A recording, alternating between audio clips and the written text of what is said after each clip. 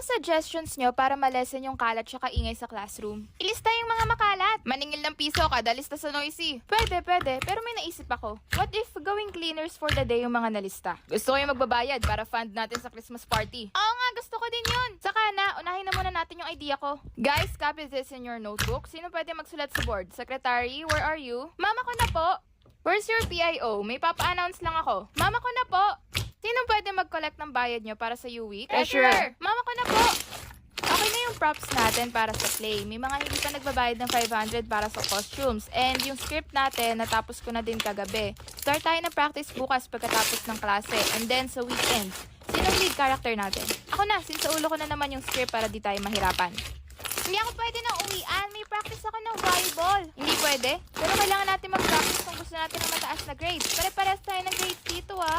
Makinig naman kayo! Kanina pa ako salita dito, hindi kayo makikinig. Tama.